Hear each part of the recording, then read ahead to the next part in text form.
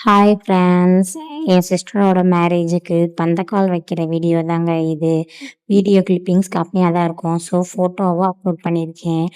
விடிய காலையில 5 மணிக்கு வந்து பந்தக்கால் வச்சாங்கங்க.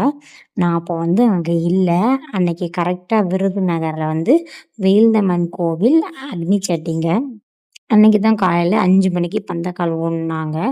என்னால அங்க வந்து இருக்க முடியல. ஏன் அப்டின்னா, காலைல 5 மணிக்கு அக்னி சட்டிக்கும் ஒருத்தவங்க கூப்ட்டுருந்தாங்க. அதனால நானும் டேவிட்டும் அங்க போயிட்டோம். ஸோ வந்துட்டு இங்க பாப்பாவ மட்டும் கொண்டு வந்து விட்டுட்டு நாங்க அங்க போயாச்சு. இங்கேயும் கரெக்ட்டா 5:00 தான் பந்தக்காலும் ஊன்றாங்க. அங்கேயும் 5:00 தான். ஸோ அதனால நாங்க அங்க போயிட்டோம் பாப்பாவ விட்டுட்டு. அம் இப்ப வந்து விருதுநகர்ல வச்சு தான் என் சிஸ்டருக்கு வந்து மேரேஜ் வந்து நடந்துச்சு.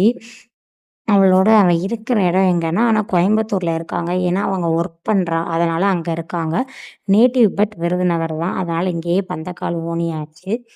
அம் பந்தக்கால் ஊன்றதுக்கு வந்து எங்க சித்தி, எங்க சித்தப்பா, அப்புறம் வீட்டு ஆளுங்க மட்டும் வந்திருந்தாங்கங்க. இவங்கள மட்டும் தான் கூப்ட்டுருந்தாங்க பந்தக்கால் வைக்கிறப்போ. பந்தக்கால் வந்து எப்படி வைப்பாங்க அப்படின்றது எனக்கே தெரியாது. நானே வீடியோ பார்த்து தான் தெரிஞ்சுக்கிட்டேன்.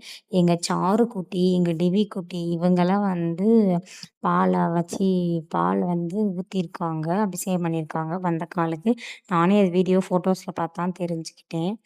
அ ஃபைனலா நல்லபடியா பந்தக்கால் வந்து வச்சுட்டாங்க. நெக்ஸ்ட் வீடியோஸ்ல என்னென்ன பண்ணோம் அப்படின்னு சொல்லி அப்லோட் பண்றேன். நான் வந்து எங்க சிஸ்டர் மேரேஜுக்கு ஒரு 6 பேர் சேர்ந்து டான்ஸ் ஆடுனோம்.